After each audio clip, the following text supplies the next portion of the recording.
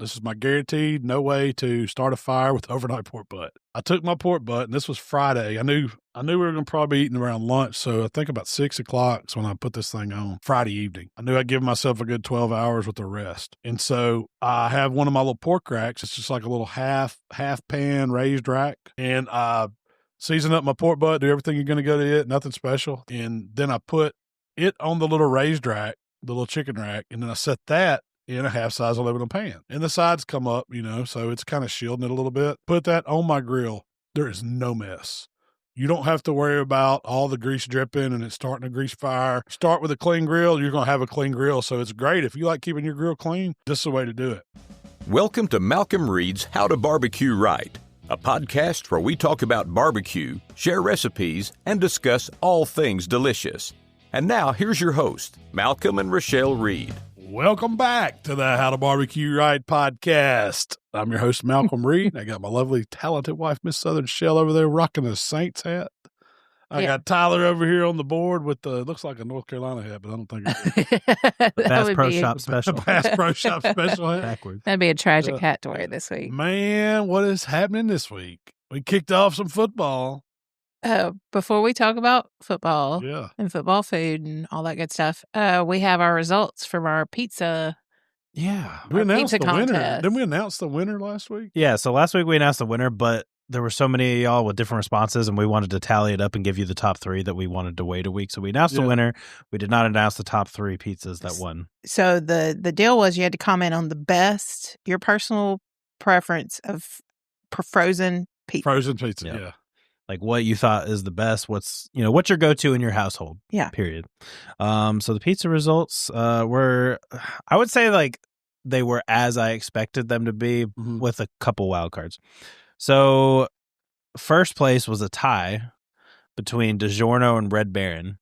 Yeah, For I can number see one. that. They're the most probably two brands you think of when you think of frozen pizza. Red Baron's way better than DiGiorno. Do you think so? Yes. Oh, yeah. I don't like the crust on DiGiorno. You like the thin Red Baron? I or like the thick thin Red Baron. Okay.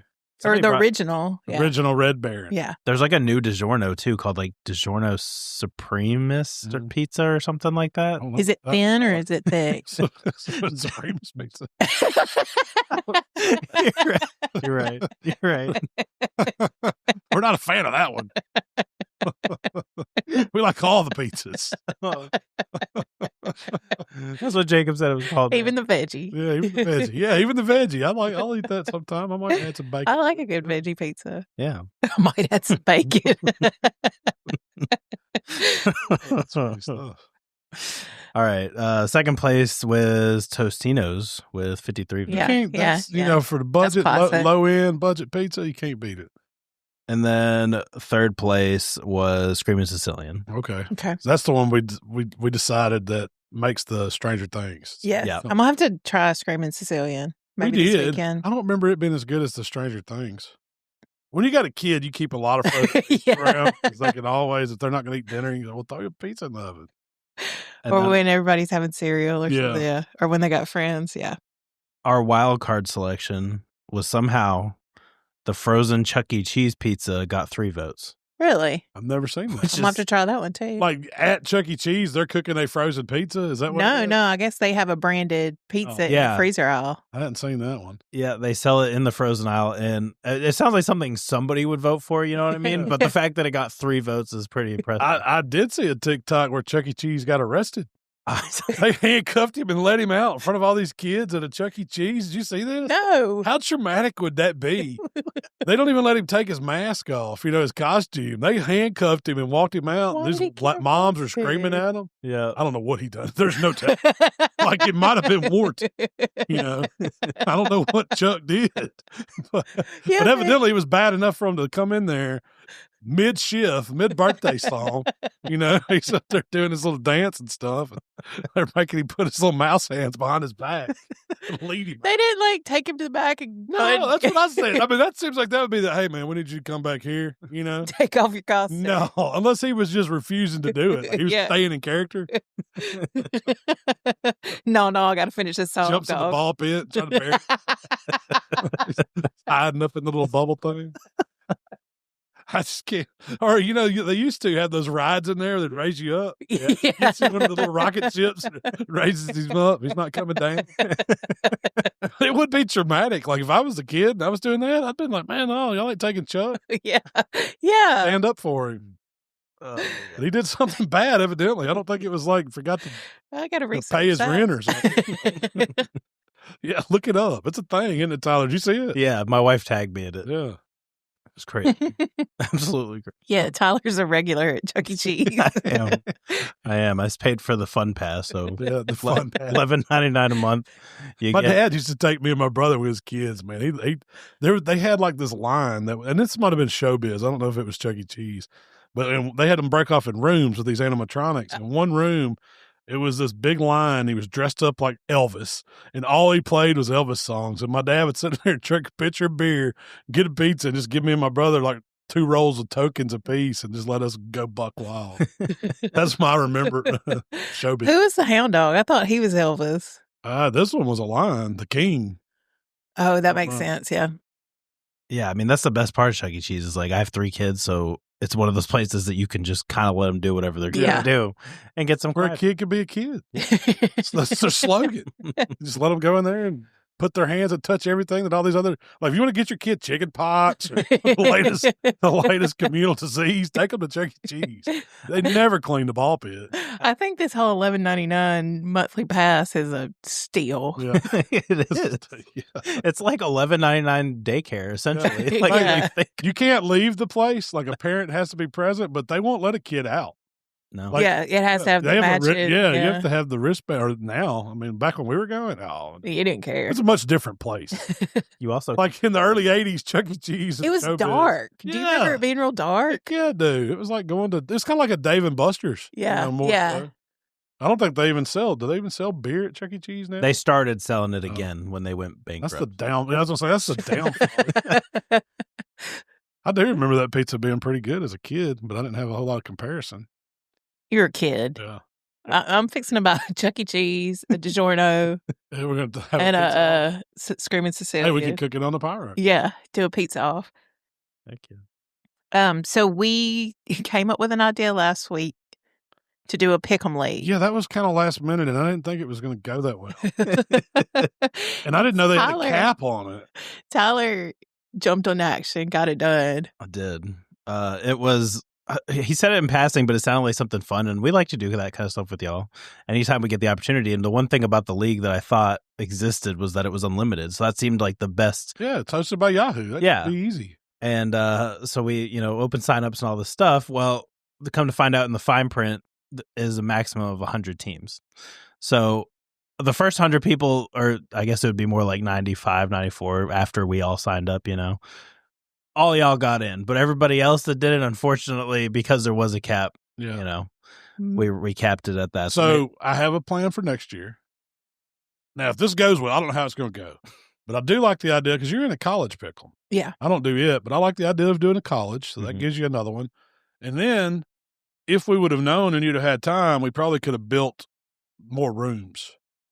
Oh, yeah. You know what I mean? Yeah. And just tallied it all as one big one. I don't know how you do the or and stuff. Tried a different service that had more people.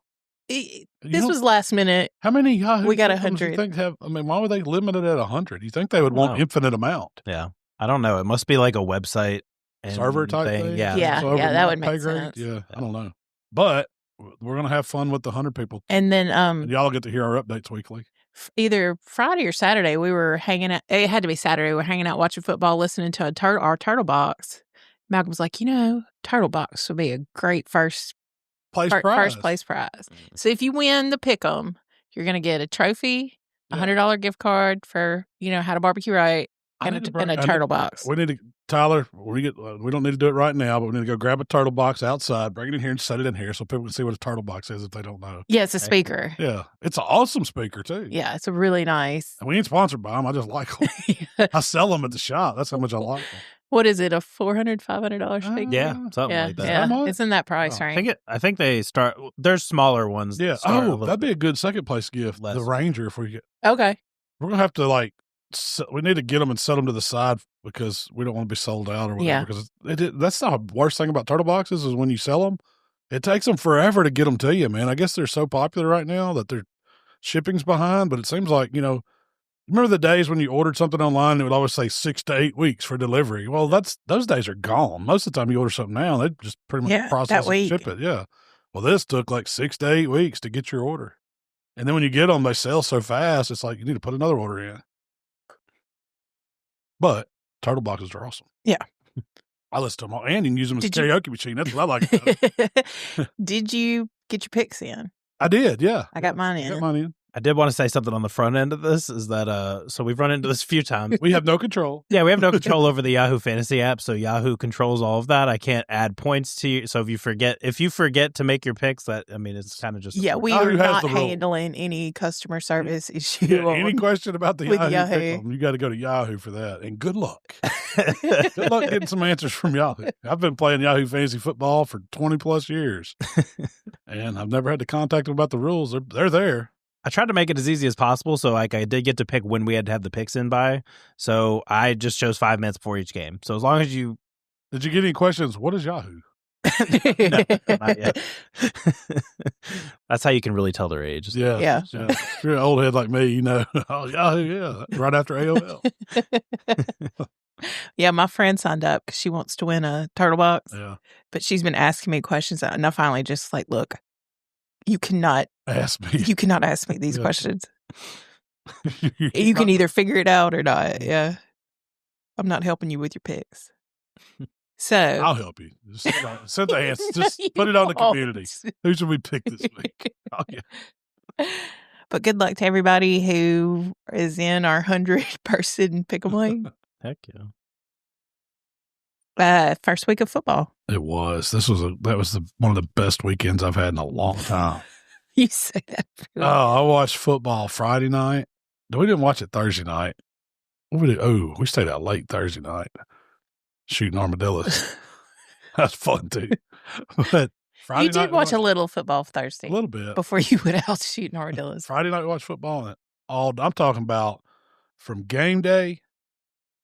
I think I woke up at like 6:30 trying to wake you up. I was trying to get you up. It's time, Shell. It's time. You were so excited. Yeah, I was. Like a kid on Christmas. Day. Watched all the Lee Corso stuff. That was heart-jerking. Man. It had me crying. Been watching Corso for 30 plus, was it 30 years or something like that? Just, oh, man. Saturdays won't be the same. Who do you think? So they're going to bring in, I guess Saban came in last year. Is he taking Is he the old man? Nobody can take Corso. Do you think he's going to put on he didn't have the attitude that Corso had. Yeah. What'd you say they had to bring in Saban and? Yeah, it took two to. And Pat McAfee. Yeah, to fill Corso's shoes. Yeah. Who's going to put the helmet? I guess Pat McAfee will put the headgear on if they still do it. I think they're going to just retire that. I don't know. That's the best part of it. That's the end. That's when signifies kickoff is fixing to happen. True. You're sitting there waiting to see what that pick is. Because they roll right into the kickoff. And they roll right into the kickoff on ESPN. And usually I'm flipping the channel to whatever the SEC game is that morning. Sometimes it's on ESPN that morning. And they were great games. I was wrong about Texas. I guess Arch wasn't ready. They hyped him up so much. They were all the talk was in this pro talk is like, oh, what teams are going to try to tank to try to get the first pick to pick Arch? He ain't ready to come out. I feel so bad for that kid. Why? They hyped him up. I know he's making commercials. Every commercial's got him in it. He's making money, but they hyped him up. He didn't ask for all that. Wouldn't have got all that if he'd come to Ole Miss. He didn't ask for all that hype. Then he's got to deal with the downfall of that. He did. Hats off to Ohio State. They look good. They look strong.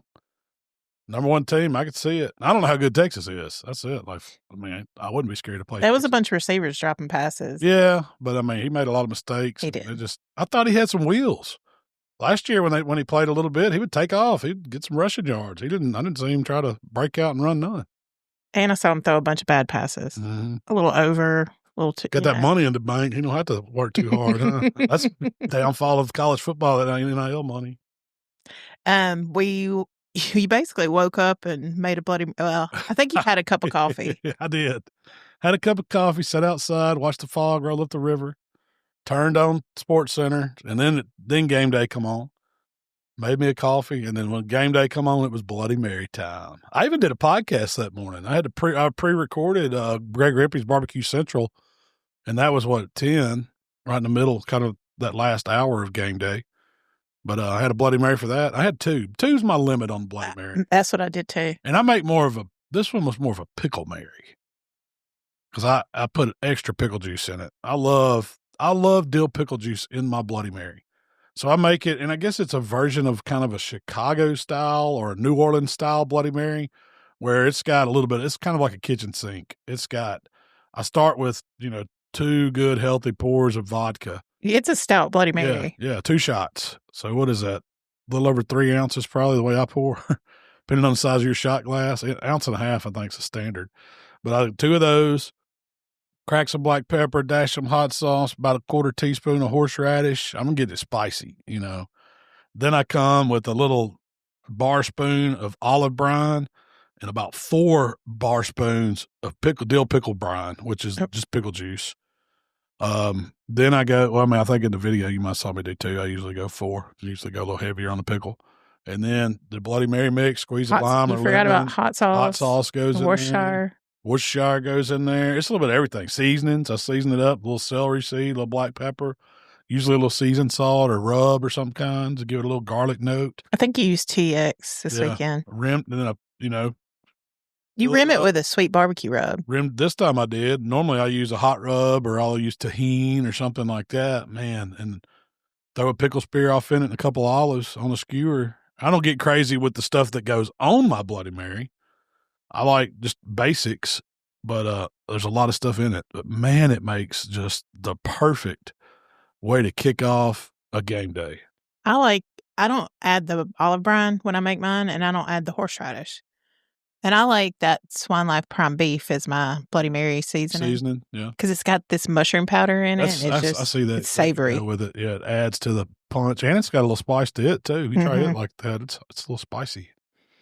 But man, it makes the best. And I just use Zing Zang. I mean, there's all kinds of great Bloody Mary mixes out there, but Zing Zang's like the standard. It's kind of like the best average. So, we like that Morningwood. It was a brand that can't find anymore because they had a Morningwood I really think deal. they're out of business. Really? I went online because I was going to buy, usually you have to buy a case of it if you want to buy it. And I was like, that's fine. We'll buy a case. Yeah, they don't buy a case of plates. You mean you don't? I can't buy them online. Yeah. So I think they might have gone out of business. Yeah, well, I know the next, Johnny Loves. I saw a question about, too.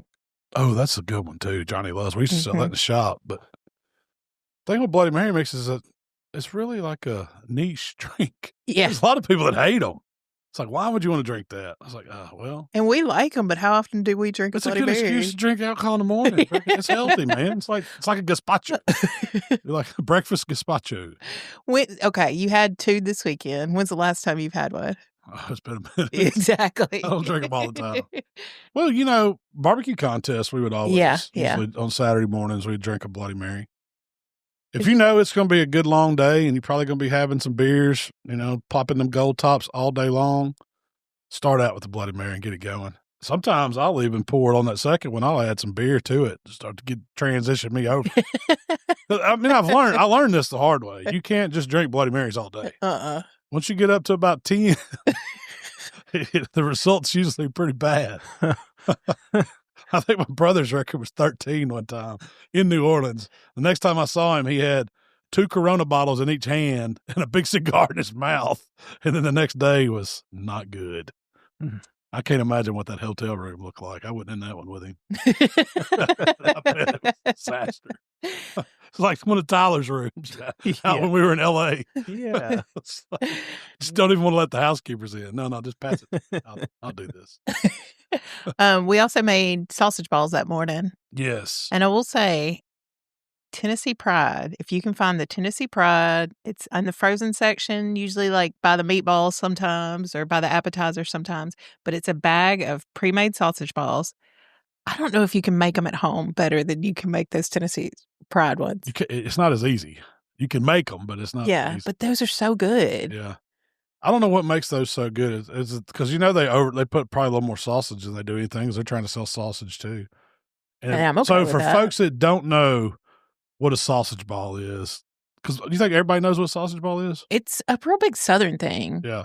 And it's great. They're great for breakfast, but they're great for tailgate. They're great for parties. Yeah. It's like a party food. It's basically the basic recipe that I grew up with was sausage, 1 pound of sausage, Bisquick, 2 cups of Bisquick, and then sharp cheddar cheese. and then a bag of 2 cups of sharp cheddar cheese. And you mix it all together, roll it into balls, and bake them. Yep. And it's just, they're great. When They're you one of serve my them favorites, warm yeah. with Bloody Mary, that's like the ultimate way to start out a tailgate. I think so too. But the Tennessee Pride ones, you just open the bag, put them on a cast iron skillet, and put it in the oven. It says bake it for like 10 to 12 minutes. It needs about 20 to 25. And I thought about that when you said that. I think that's if you don't cook them from froze. You cook them from froze. Yeah. Because you think about it, when you bake regular, like you make them up and bake them, it's 10 to 15 minutes. Yeah. But if you take, because they're great to prep ahead, you can put them like on wax paper on a sheet pan, set them in the freezer for 10 minutes just so they start getting firmed up, and then transfer them to a Ziploc bag or airtight container. They freeze great. But if you freeze them like all the way from start, they'll just be one big clump of them. But you got to freeze them individually. But then if you put them in for froze, it's going to take like 25, 30 minutes. And that's what it did. Mm-hmm.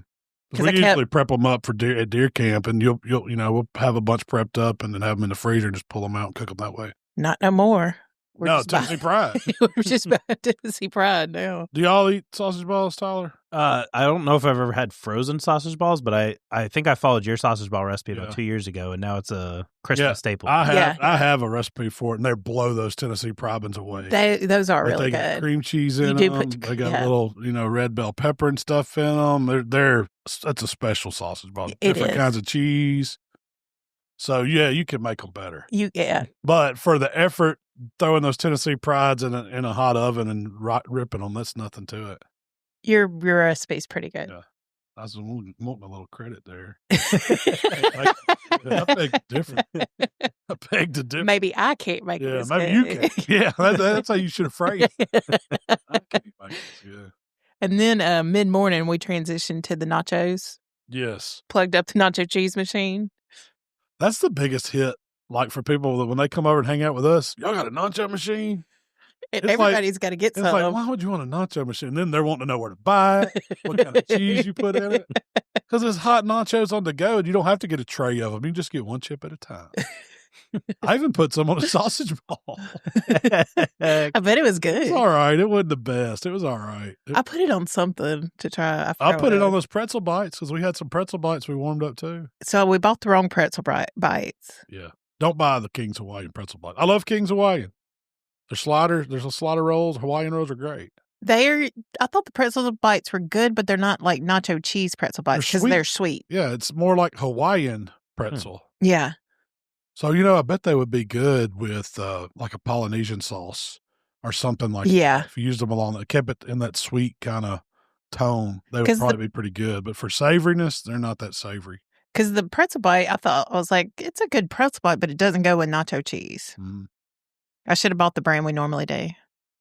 But the pretzel bites are great with nacho cheese. Yes. So, Brian in the community posted he was like in the market for a nacho cheese machine. Is there anyone you'd recommend? What'd you tell him? What's the brand? I jumped on it like, yes. My opportunity. I can see you want to be a rep for nacho cheese machines. You'd probably sell $1 million worth of them every year. Carnival King's the one that we have. We actually we bought it from webstaurant.com, but you can get them on Amazon. Yeah. Where do you get the nacho cheese? Sam's, Walmart, Kroger. They all have it. In the can. 10-pound can. They used to be $6, $7. Now they've gone up to like $8 or $9. It's the best deal for processed cheese you can imagine. $9 worth of nacho cheese. It is so worth it. We sent a bunch of people nacho cheese machines for Christmas presents this year. Greg Grimpy was one. Yeah, that's a great present, man. And he's like, what do I do with this nacho cheese machine? I'm like, Greg, you go get a can of nacho cheese, a couple bags of chips, show up to a party. You're going to be the hit. Yeah. Is it good for you? Probably not. If I had to say, it's probably not good for you, but man, they're fantastic. And it doesn't take it long to warm up. At all. The worst thing you can do is let it run out of water, though. It'll start scorching. Yeah, you just open that can and set it in the nacho cheese machine, put a little water around it. And it does all the work. It does all the work. There's no cooking. The cleanup's easy. Yeah. And plus, if you save the little plastic lid that comes on the can, once you open it, and you can, if you don't eat it all, just take that can off, dry the bottom of the can off, put your lid on, stick that in the refrigerator, warm it up the next day. Get all your $9. The chips are probably more expensive than the cheese. Yeah, I think so too. Because how many bags of chips would you need for a can of nacho cheese if you were making nachos? It depends, because I don't know if we've ever got to the bottom of a whole can. It's like the gift that keeps on giving. It takes a lot of squirts to get out there all that cheese. And we've taken it like party here, bring it to next day, take it to another party. Got the nachos. So it's pretty much a mobile nacho party with that thing. What? You could be a mobile nacho party. You Just could. take it from party to party, tailgate to tailgate. If they had a battery pack one where it would heat off and you didn't have to plug it in, Yeah. take it anywhere. Then we transitioned to hot dogs Yeah. at lunch. Well, I did. So I cooked and I figured this out. This is my guaranteed no way to start a fire with overnight pork butt. Cook it in a pan. So what I did, I took my pork butt, and this was Friday. I knew we were going to probably be eating around lunch. So I think about 6 o'clock is when I put this thing on Friday evening. I knew I'd give myself a good 12 hours with the rest. And so I have one of my little pork racks. It's just like a little half pan raised rack. You call those chicken racks? Chicken racks, yes. And I season up my pork butt, do everything you're going to go to it. Nothing special. I think I just used AP and a little regular The Barbecue rub. Really pretty heavy, so it'd make a good bark. And then I put it on the little raised rack, the little chicken rack, and then I set that in a half-size aluminum pan. And the sides come up, so it's kind of shielding it a little bit. Put that on my grill. There is no mess. You don't have to worry about all the grease dripping and it's starting a grease fire. If you start with a clean grill, you're going to have a clean grill. So it's great. If you like keeping your grill clean, this is the way to do it. Now, I will say this. It slowed the cook down some. What normally, this was like an 8-pound standard size pork butt, about 8 pounds. It, at 6 a.m. the next morning, and I guess that's why I probably did. I was excited, but I also knew I had that butt on out, so I wanted to go see what it was. It was setting at about 170 degrees internal. And so it still had a ways to go at 12 hours. And I know it's because it was in that pan. The aluminum pan acts as a diverter, and it shields some of it. Bark was beautiful. It had cooked out. The fat that it renders out I guess it hadn't fully rendered at 170, but that's where it usually starts. But it wasn't over like the little raised rack even at the very end, the fat that rendered wasn't just barely coated the whole bottom of the pan. It didn't come up over the rack, so the butt's not sitting in its own juices. And that's the beauty of using the rack. So at that point, I had it on like 225. I cranked it up to like 250 and just let it finish with the probe in it. In another 2 hours, it sped through. It was done. I mean, did you wrap or? No. Well, see, the thing is, I like not wrapping so that my bark stays good, but you don't have to. When you do it overnight low and slow like that, it doesn't have to go all the way to like 202 degrees or anything like that. Whenever that probe is super soft and I'm checking it, like this time it was just like 192, 193 when I'm probing around, but man, it's just like butter falling through it. And then I just put full over the pan, set it in one of the little party stacker coolers, the dry cooler, and let it rest till lunch until we were ready to make barbecue nachos, which was later that day. Yeah. Because that's when we went in when I took that off, I was like, it's time to do Colossals. The best hot dog you can buy. I stand by that. The Nathan's Colossal, cooked on the smoker, slow cooked. I left that thing at 250, and 165 was the temp I was looking for. Man, you probed the hot dog. Yes, I not left it in there, but I wanted to make sure. Well, I went and checked them in like 30 minutes. I was like, oh, they don't look quite like I want them to look. And they were like 140. I said, oh no, we got a little bit to go. Rolled them, kept going. When they got to 160, it was about 45 minutes. Perfect daggum hot dog. You serve it with whatever you want. Whatever kind of, you know what's good with? Nacho cheese. And we had coleslaw, so you can make a slaw dog. Easy. We had a bunch of tops. Yeah. And then we had the pulled pork. I will say this. Coleslaw for a hot dog or a pulled pork sandwich, I prefer a finer chop than I do like just the bag slaw from the grocery store. I want it to be ran through a food processor. I want it to have that super low sweet slaw consistency, almost like the I call it old KFC slaw. Basically. Yeah. I'm with you, because otherwise, to me, that's almost a salad-y slaw. Yeah. But when it's chopped up, it's more of a dog slaw. Yeah. Or a barbecue A sandwich slaw or something. Yeah. My brownies turned out great. Oh, I wrote that on my list for you to talk about. Shell has perfected a brownie. Well, I don't know what made them so good. I told them that you were going to do it. It was the Nutrageous brownie. Yeah, and I just did exactly what I said I was going to do. Brownie mix. Sucked out the water for milk. What brownie mix was that? That wasn't no regular Duncan Hines. Yeah, it wasn't no Duncan Hines or Betty Crocker. I bet it'd come out just as good. I think those are really good. It's just Ghirardelli. I think it was a double chocolate. Added Nutrageous to the inside. Made a cold Nutrageous or room temp. They were frozen. So you think that made a difference? Having them froze? No, because I pulled them out with the frozen and let them hang out for a little bit, and then I chopped them real fine. Mm-hmm. I don't think they were that frozen by the time they hit the oven.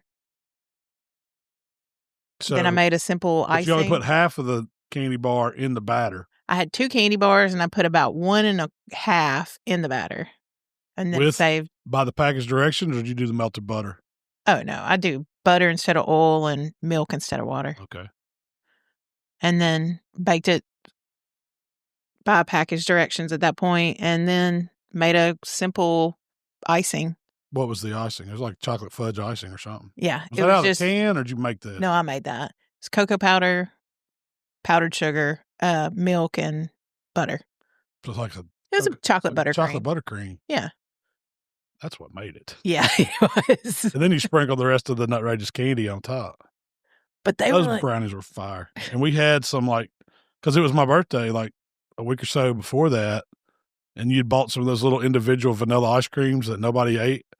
Me and Michael, you would take one of those brownies and put it on a little platter. I didn't know that. Oh, yeah. And take that little cup of vanilla Bluebell, put it so good.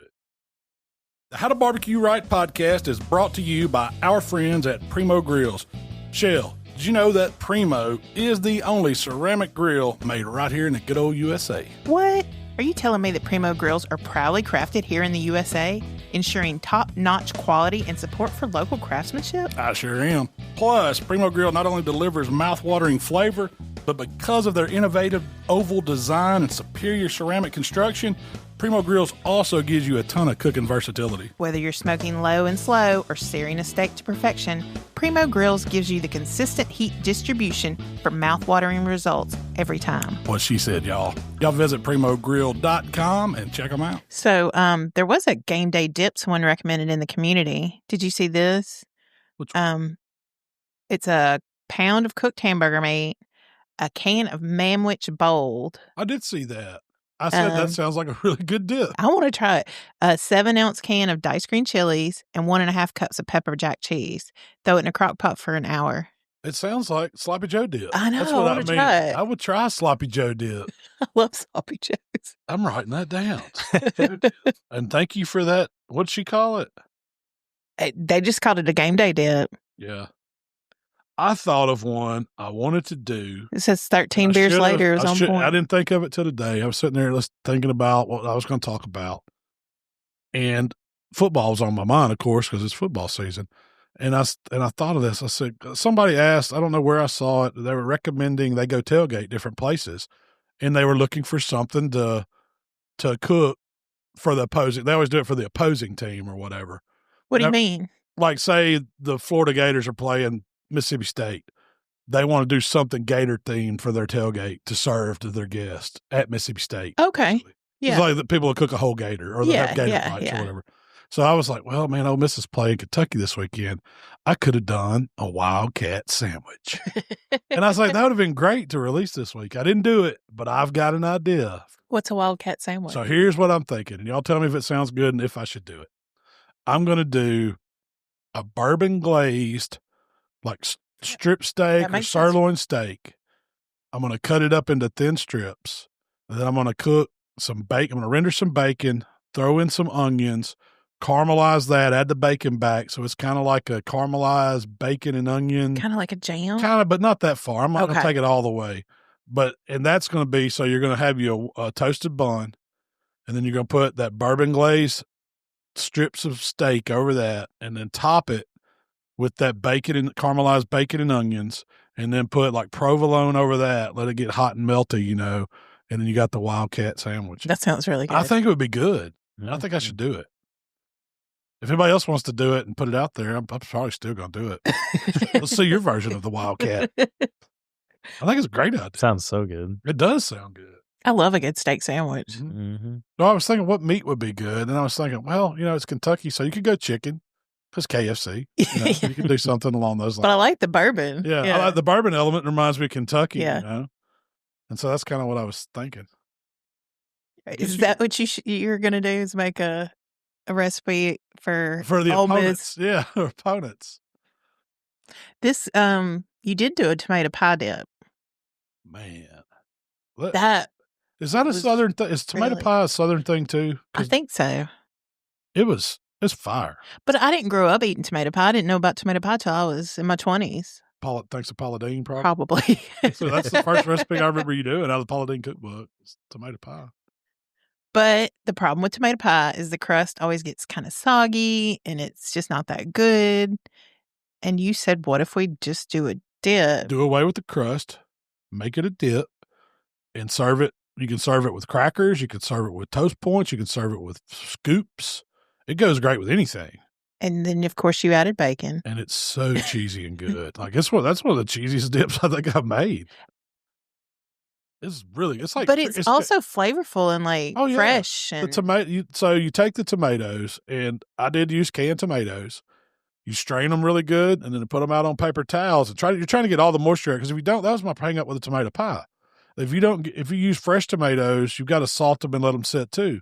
You got to get some moisture out, or you're going to have this soggy. It separates in the pie. Yeah, and like it's the runny. Cheese part separates from the tomatoey part. You don't want that. You want it to be all together, and then you want your crust to be crunchy, and so you don't want it sogged out. And that was my problem with tomato pies; it's always sogged out. Well, when I got to thinking, I was like, man, that'd make a good dip. It's got all the elements of a dip because it's like cream cheese, mozzarella cheese, cheddar cheese, whatever kind of cheese you want to put on it. Mixed with a little bit. I think I put some blue plate in it a little bit. Yeah. I mean, I don't remember exactly everything I put in it by quantities, but then it was, so you drained your tomatoes. And you kind of layer that. And you added fresh diced onion, fresh basil that you chiffonade. And the bacon. Some of the bacon. Yeah. About half of it. Crispy. Yeah. You mix all that up. Bacon. That goes down first. And then you mix your creamy, cheesy layer. It was cream cheese, mozzarella, cheddar, sharp cheddar. I think I used a white cheddar. Kind of kept it all. You could use whatever you wanted, but no, it was a sharp cheddar. Oh, was it just a regular yellow and cheddar? Mozzarella, and then a little cream cheese, mayonnaise. I don't think you use sour cream. Yeah, and then mix all that up, season it a little bit, spread it on top, and then put you some more bacon on it when it comes out, and a little more basil, and that's all you do. See, and I season it with Italian stallion. You could use any kind of Italian or seasoning like that you wanted to. But then when it bakes, they all kind of fuse. And then when you run your chip through it, it's just gooey, hot, bubbly. You get the acidity from the tomatoes, the sweetness of the onions, the crunch of the bacon, all that good cheese. It's a perfect dip. I think it would be a good football food too. Absolutely. Absolutely. You liked it a lot. Tore it up. Could have ate that whole tomato pie. Not even going to lie. That one, the two dips that I think that I do that just get demolished. Well, three really. That one would. I've never done that for a party, but the pizza dip and the buffalo chicken dip, those are like two of the hot dips. But this tomato pie dip is as good or not better than those two too. We did go to a honky tonk Friday night. And somebody had made we went to Dean's Karaoke Club. Our buddy Dean, shout out Dean in Mount Olive, Arkansas. And Lillian. And Lillian. Yeah, that's his wife. She runs the karaoke stuff. Dean just goes around and smoozes the crowd. They had hot dogs, and then everybody kind of brought a side, and we took a Mikey's bean dip. That's an excellent bean dip. That's another hot but dip. somebody had made Don't Tell the Doctor dip. They did. The guy told me. He's like, man. He said, I spent $98 making that dip. I said, I know those ingredients don't cost $98. They got you somewhere when you went to the store. But it's just, I mean, it's basically a cream cheese, mayo sour cream. And it's an easy dip too. Stick of butter. That's what makes it so good. That's why you don't tell the doctor. It's like a crap dip, add butter. I'm just sitting here thinking, I don't know how that would equate to $98. Yeah. No way. It's got to be like under the 25. I would think you could do it for that. But we Once went again, the bacon or the Fritos is going to be the most expensive thing in that dish. Yeah, but we went to Walmart Monday to buy stuff to make white people taco night and ended up spending $150. That's right. Be like that. I was like, man, we could. But we got dog food, and we could have went to La Siesta. Way cheaper than that. Yeah. Twice or three times. Yeah, it adds up when you are throwing other stuff in the cart. Yeah. But I got white people taco night down, by the way. She put some pearl onions, like frozen pearl onions, in the taco meat. And of course, kids aren't a fan of it, but man, that is a game changer. He didn't complain too much. Yeah. It just makes a good little textured bite. Like it pops a little bit when you bite into it. Well, I loved it. So I was, making ground beef, put in there, but I like to add onion. We didn't have any fresh onion to chop up. And normally I have a bag of frozen diced onion in the freezer. I didn't have it, but I did have a bag of frozen pearl onions. And I was like, you know what? I bet that's not going to be that bad. I bet it would work. So I dumped them in there, let the water cook off, and then added my beef to it and seasoned it as normal. Mm-hmm. Your secret to that one is adding the beef bouillon in there. Yeah. It takes it. Grande Gringo beef bouillon. Yeah, it's just two things you season it with, but it's so easy. But the onions cooked down and got soft and had that flavor. Really and good. So that was okay, Terry in the community. Mm-hmm. He posted, "This is why you don't eat oysters in the summer, Malcolm." Did you see this? No, I didn't see this one. Did he get sick off of them? No, he sent he sent a link to a news article. A Louisiana health official reported 2 more deaths from the flesh-eating bacteria. Well, I saw that, though. But that guy was wading out in water and got in his leg. This is from eating oysters. Yes. I just ate some not too long ago. I know. We were in Birmingham. We ate 2 dozen. You can get it from direct wound exposures and brackish waters, or eating oysters harvested from such areas increases the likelihood of coming into contact with these naturally occurring bacteria. And I knew it during the summer months. That's because the water's warmer. And see, that's why you don't eat Gulf oysters during the summer months. Oh, okay. We were eating like PEIs and Chesapeake. Well, Chesapeake's might be warm too, but some of those like the upper West Coast and the Canadian ones, those should be fine, right? That water's still cool. I don't know. That article scared me a little. Yeah, it's always a gamble. I've never been sick on them, knock on this table, but I sure love them. I know we kind of talked about this the other week or whatever, but I truly think, and I'm sure that there's been a little studies done, but nothing super intensive, is I'm sure there's just restaurants out there doing stuff they're not supposed to be doing with them. You know what I'm saying? Yeah. I'm sure it's a common occurrence where they're trying to save money, keep food costs low, and they're reusing shells and sending out. I don't know. And that's how people are getting sick, because it's not a large amount of people are dying from them. It's it just happens. 1 or 2 off occurrences. So it only takes one. Yeah. It takes one bad oyster to get you. I don't know. Have you ever had an oyster where it's you put it in your mouth? Yeah. Right. And did you eat it or you spit it out? Oh, you ate it. I swallowed it, but I didn't go back for a second. Yeah. So I wonder if putting the and it was our fault. If you put the minuet, just that vinegar sauce on it, if it's enough pH acidity change to kill the bacteria. I don't know. I always wondered if that's why people eat that with them. And other than the fact it's good, it's just like champagne vinegar, shallot, and black pepper. But if you put enough of that, I'd douse mine when they have it. I'd douse the whole oyster with it and slurp it out. But a lot of the way you eat Gulf oysters is just little horseradish, little cocktail, little hot sauce, and you put it on a cracker and eat it. You're not giving it I don't know. Hot sauce may have enough vinegar in it to. It's a good I don't know. I don't want to know. I don't want to know. You also. We're probably going to have a microbiologist chime in. They wouldn't want to know what we could culture out of an oyster like that. That's a good science experiment for a kid. And if they're having to do a science experiment, see what kind of bacteria they can get to grow out of some Gulf oysters on the half shell. I bet you could get all kinds. Yeah. That'd be a stinky experiment to have in your house. Yeah. You also went dove hunting this weekend? I did. We came back Sunday, and then me and Michael went to camp and shot a few birds. I got me some in the fridge ready to go this weekend because we're hunting again Saturday, hopefully, and if the weather holds. Megan in the community posted that she decided to put a different spin on that classic Dove jalapeno popper, which is kind of like the basic recipe everybody uses. Yeah. She turned it into a dip. That's exactly what I'm going to do. Not the dove in the dip. She put the dove in the dip. She like cooked it, kind of kept it like flash cooked it looked like. Yeah. Chopped it. Cream cheese, bacon, jalapeno. Yep. So what I was going to do, and I did this, I went and did some videos with Ducks Unlimited here about a few months back. And the guy was talking about how people, they they don't like duck because they're used to just eating it in a popper. And by the time you get the bacon, browned up or the jalapeno soft enough to eat, you have nuked the protein in it. The duck. People do that with deer too. Deer meat. Yeah. They overcook it so much. It's not good. Tastes livery. It does taste bad.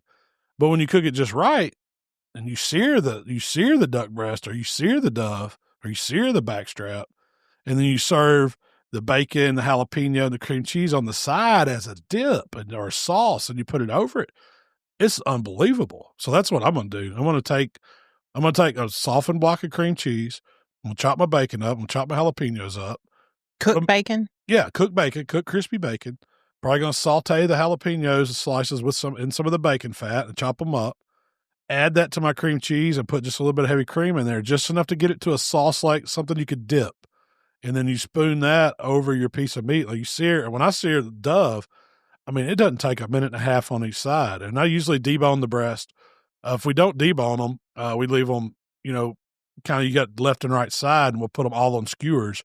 You marinate them, season them however you want, but it just doesn't take long. I'm looking to go to 125 max internal. And you see, that's the one thing. You can eat fowl like that, game birds, on the, the rare side. It's not like a chicken breast. It's a darker meat too. Yeah. It looks like steak or something like that when you get it cooked right. But they melt in your mouth, and that's the best way to do it. The best way to do it. The way y'all cook duck, wild duck. Yeah. Oh, so it good. Melts in your mouth. It's unbelievable. But it's not overcooked. It's Flavor Town. I mean, it's just delicious. So I got some questions for you from the community. Let's get at them. So Gino, he wants to get some A9 Wagyu from the butcher shop. He's going to cook it for some friends and family. Yeah. But he was looking for like some suggestions on like what cut. He's going to have about 4 or 5 people he's cooking for. Tri-tip, number 1. That's perfect for that. I would probably get, if he's got the little Denver steaks, they are fantastic. Fantastic way to try Wagyu. And the cost on those things is cheaper than rib that's right. That's exactly what I'm thinking. Sometimes he has some Wagyu chuck eye steaks too that are really, really good. But the Wagyu flat irons are excellent. The sirloins are excellent. Flat iron. They're so good. The skirt, that Wagyu skirt meat, it is phenomenal. That's some of the best skirt steak I've ever had in my life. Again, Kevin sent it to me. But I wouldn't go out of this way and buy like a A9 ribeye or, filet or something like that. To me, the better cuts just aren't worth it, or I'm not a big fan of them. They're too marbled. It's too much. It's too much marbling. You don't think you need, you want to taste it. You want to taste the tri-tip or the picanha. Those cuts right there are fantastic. So, it'd be the lesser cut. Yeah, the lesser cut. So if you can get like a tri-tip, the skirt steak, and maybe a chuck eye steak or a Denver steak, and then and not everybody gets their own. Like a tri-tips, that's going to be enough. I mean, you're talking about enough to feed probably a dozen people if you did those 3 cuts, because you're not just going to sit there and eat 16 ounces of it by yourself. It's just too rich. But those are great cuts. It's not too expensive. I mean, they're more expensive than what you would see in the grocery store, but I think it's worth it. And Kevin may could steer you a little more on too, but I bet you he agrees. So, Tyler, he's cooking some ribs, or he cooked some ribs in a drum smoker. He did 2 hours at 250, wrapped and cooked for an additional hour at 250, pulled them and let them rest 30 minutes, and then cut and served. They weren't as tender as he'd like. What should he try? Lower temp, longer cook time wrapped in foil? Higher temp. 275. That's what I've took my ribs to. I've got away from the lower cooks on ribs. I think they render better, and it's about a 3-hour cook. Sometimes a little more. I mean, you never know how that rib's going to let go. I'm usually checking them at that 1.5-hour mark in the foil.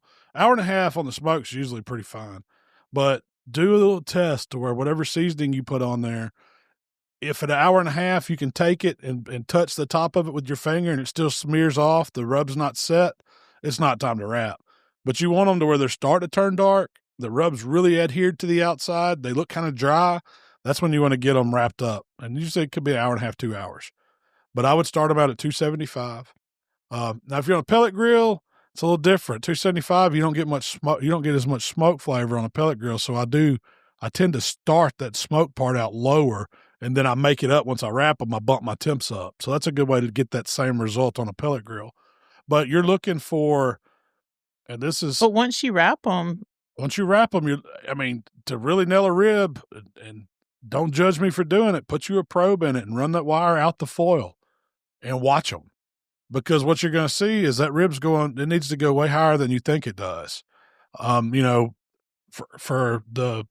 think the prairie fish primes, which a lot of the guys, and that's the last ones we were cooking in comps, for the baby backs, we could run them up to 209, 210 degrees internal.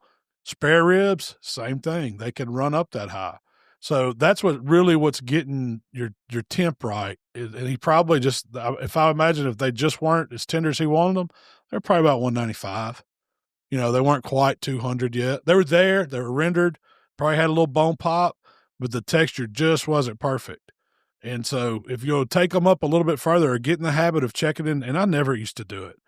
We didn't, until we were really trying to dial in a rib, the perfect rib, we didn't worry about internal temperatures. We just did the little bone test. Are they bendable? Yeah, let's run them.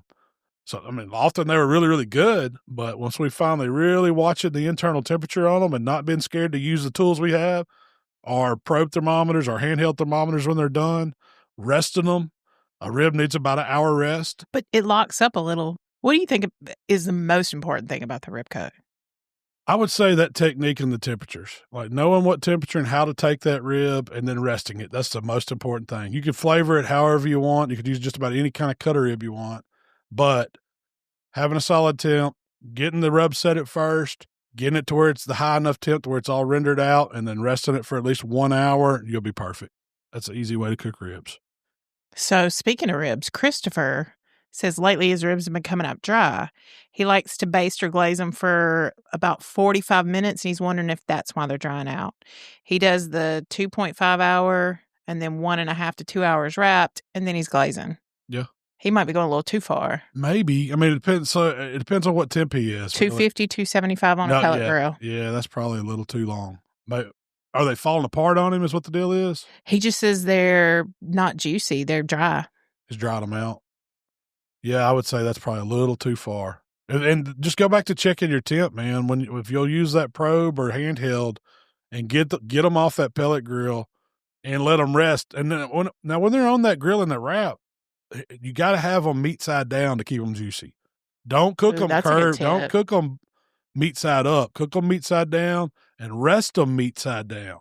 That's keeping them in that moisture, and it's keeping a lot of that in there. It helps them stay juicy. I'm not big on injecting ribs. I know a lot of these contest guys are doing it, but y'all got to think, if you see people injecting ribs, they're doing it for one bite rib. It's not an eating rib. But I don't really think it's worth at home injecting them. If you're just trying to win a contest, pull out all the tricks. But if you're cooking ribs at home, it's just not worth it. You can cook a juicy rib just by taking the time and watching the temps and letting them rest. And then that's a pretty long glaze. Most of the time, if you're still glazing at 250, 275, I would say they're going to burn up on you at an hour. We would only glaze for 10, 15 minutes tops. And I always glaze after the rest. You're just setting the sauce. Yeah. So the trick to that is, as soon as you pull them out of that wrap after that hour rest, dust them with a little more seasoning. And often what I'll do is I'll put them on one of our pork racks or one of the raised racks. I'll go meat down first, out of the wrap, right over that. And a lot of times we'll wrap that little rack in full just to help clean up easy. Put it meat down first, sprinkle that backside with a little bit of dry rub, put that on the smoker. 5 minutes, glaze that backside. 5 to 7 minutes, flip the rib over, repeat that process, and that's the best glaze you can do. It doesn't take, especially if you still got your pit at 200. You don't have to have it cranked up to 275. It'll glaze at that lower temp. You can even glaze it. A lot of times we're tapering the temps down. Might be at, under 250 a little bit, but it'll set a glaze. You don't have to worry about it burning. That's the easiest way. But just cooking that glaze on and on and on, man, I think you might be drying them out doing that. I've never glazed anything that long. More often, my glaze is so sweet, it's going to burn up before it ever gets, the rib gets dried out. One tip that I always saw comp guys doing is if they wanted to add more smoke flavor to their ribs, throw a handful of chips on that fire. Yeah, when they're glazing, because when that sauce is wet and absorbing all that smoke, it'll absorb more smoke at that point. It'll make you think you've got that smoke through and through, and you've really just put it on the top. That's a trick that I bet you that people wish you wouldn't have told. It definitely does it, though. It does with anything. If you want to get a little more smoke on it, do it while you're setting your sauce. That's a great, peach wood, peach chips on a fire, right at that glaze setting, makes a phenomenal flavor. It's not a bitter. It's just the right amount of smoke. It's not too heavy. I bet you could get not bitter. Soaked chips, just dry chips. I bet you could get bitter if you let it. Oh, yeah. If you did too much or went too long. Absolutely. But I got one more question, then I'm going to let you get out of here. All right. So Randall's cooking for his mom's surprise 60th birthday party, and they're doing pulled pork, but they have some people that have allergies and alpha-gal and stuff like that. So it's don't feed them pork. Well, they're going to do chicken. Yeah. So he's going to be doing some pulled chicken, but he's wondering how many boneless, skinless thighs should he cook for 50 people if he's going to turn it into pulled chicken. And not everybody's, most people are going to eat the pork. 50 people, so I would say you would probably need half and half, you think? Yeah. So I would figure you would want probably 8 ounces of protein per person at least, 8 to 10. And so half of that, 80 ounces, you're probably going to need several pounds. What is that? I don't have my, let me do the calculator on it real quick. I do 25 to 35, 25 to 30 chicken thighs. Times 8. I guess it depends on the size of your chicken thighs. By 16. About, I'd say 10 pounds of chicken thighs. Raw? Yeah, raw. No, that'd be cooked. But you don't lose much on those thighs. So yeah, it's boneless, skinless too. Yeah. So, yeah. So about 10 pounds cooked. I mean, I don't think you're going to lose much. If you did 12 pounds raw, that'd probably be good. What's a pack of thighs? Probably 3 or 4 pounds. So you're doing like 3 or 4 packs. 4 family packs probably get it. It's going to be a lot of chicken thighs. They're easy to cook. They cook quick. Yeah. They're good. And they're excellent. Yeah. They're excellent. Well, Malc, that's really all I got for you. Well, I got something for you. We got to talk a little bit about football before we get out of here. Okay. Have you seen how Arizona State is just throwing all kinds of shade on your Mississippi State Bulldogs, and especially the town of Starkville? I love it because all that's doing is getting them fired up. Did you see so first off, the problem lied where their coach came out and said that Starkville is such a hick town. All they have is casino hotel. They don't even have a hotel big enough for their team to come stay in. All they have is casino hotels, and they can't let their. First of all, where is the Starkville casino? The casino is like an hour. Somebody done told him that there's a.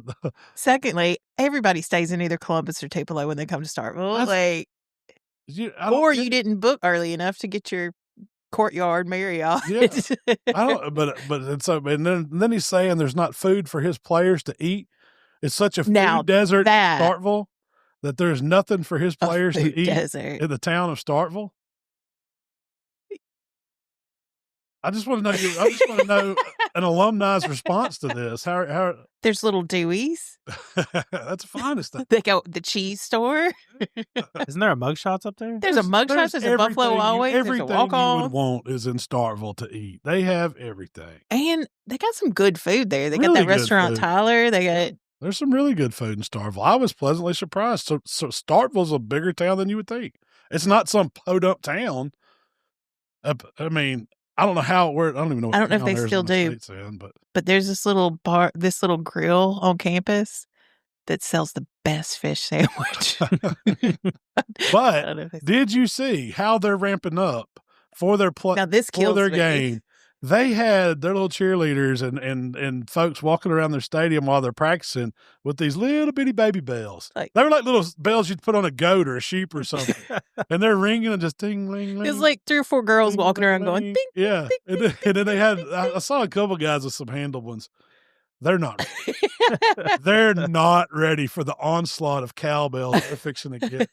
When they bring out the war bells, the big oversized ones, it's just, oh man, there's going to be 60, 70,000 cowbells, and they're going to wish they hadn't came to Starkville, Mississippi. I'm a Mississippi State fan, and I hate the cowbells in the stadium. It gives you a headache. It's hard to go in. Yeah. Like it's being tough. an Ole Miss Rebel, it is really hard to go in. Like I usually, if I go to that game, I just tailgate. I'll stay outside. Because it is deafening. It is tough. You will hear it on TV.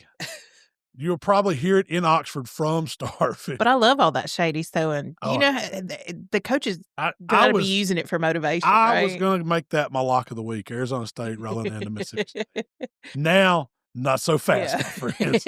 Of course, not so fast, my friends. I think the Mississippi State Bulldogs are going to just pounce them. Well, what about Ole Miss? And Kentucky? That's my if you're betting on college football, bet on the Rebels this week. You think it's the lockdown? They're going to kill. Because they're in Kentucky, right? This is a revenge game. It's on the road. That's right. It is a revenge game. Lane liable to hang 60 on them. Dang, it's going to be a good week for college football. Plus, actually, NFL will be kicked off by the time this podcast comes out. There's a game tonight.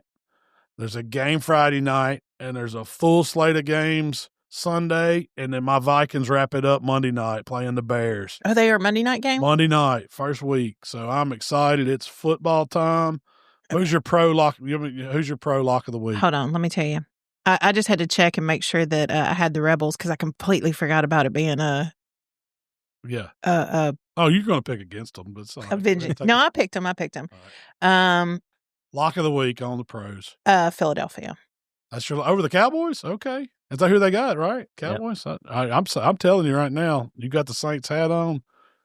Arizona's going to beat the Saints. That's my lock of the week in pros. So I might give a college pick and a pro pick every week. So, and don't. This is not a professional betting service. It's just for fun. Any kind of disclaimer, I'm disclaiming it now. I am not good at making picks. In fact, if you'll just fade me, you'll probably win. Oh, dang. Pro tip. Fade Malcom. Ask him who's betting on and go the opposite. So Cardinals is your lock of the week. I picked the Saints in my pick 'em. Well, I think you're going to be wrong. Yeah, and nobody else. Go ahead and get on that parlay. The Mississippi State Bulldogs, Ole Miss Rebels. We got to run to Memphis. We got to get across the state line so I get my DraftKings bet in. Hey, I did win too. Like we were coming back. That was the Sunday games. I won both Sunday games. I didn't get to bet because I wasn't in service to where I could bet on Saturday. But I dropped $50 on. I had Miami, and then I also had South Carolina. So I'm up. I got me $100 to play with. Yeah. So I'm putting it all on the Rebels and a little bit on the Bulldogs. Okay, you are going to build on the Bulldogs? Heck yeah, I can't wait. Like, so here, this is my problem. We're supposed to be dove hunting Saturday afternoon. I think the Rebels play at 2:30, and the Bulldogs come on right after that. Mm-hmm. I'm going to be sitting at the TV. I'm going to be cooking some birds. I'll hopefully shoot some that morning or whatever else we're going to cook. I got a whole menu of stuff that I just lined out.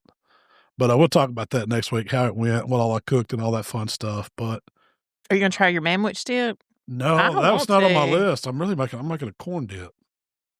But anyway, Tyler, do you want to tell them where they can put the questions in? And head on and all that stuff. Head on over to facebook.com/HTQ community. The one thing I do want to address is that we did have a little bit of an issue with the Facebook Meta AI admin assist thing. It was like basically holding a bunch of stuff that it wasn't supposed to. So there was like hundreds of messages and questions and stuff like that were falsely held and nobody would answer them or whatever. But I unfortunately don't have a solution to the problem. If anybody knows, you can't turn it off. Can't turn it off. So my solution is I'm just going to check it every day. So direct message Tyler, and he'll post that message. Yeah, and your box is fixing to get full. Yeah, that's actually how I fixed it. Is a guy reached out to me and let me know that his got held again. So that's a good advice. If you post a question on there, you don't see it show up, or you don't get any kind of answers, go ahead and send Tyler a direct message. Mm-hmm. We get them all the time. They might take a day or so to get back to him, but I guarantee he's going to see it, and he's going to respond something, or one of us will. Mm-hmm. We'll see it. So yeah, for sure. But we're going to be hanging out there all weekend long. Share your college football, your NFL recipes that you're cooking for this weekend. We'd love to see them. Yeah, I would love to. I love football food. Yeah. And I love everybody's ideas. We're going to post because we're doing pizza night Friday night, and then Saturday is going to be all about the grill. So we'll have some stuff. We'll share some. Hopefully, Tyler, you're coming down this weekend to film, right? I am. We're not filming recipes, but we're filming the experience. Boom. And if y'all want to check that out, head on over to Buck Chunky Outdoors. That's right. On YouTube. You listen to that podcast too. If you'd like to connect with Malcolm, it's HowToBBQRight on Facebook, Instagram, TikTok, Twitter, and of course YouTube. If you'd like to connect with me, it's Miss Southern Shell on Instagram and TikTok. All right. Well, we appreciate y'all hanging out with us this week here at How to Barbecue Right. We will be back next week to do it again. Y'all, let's get to cooking. We gone.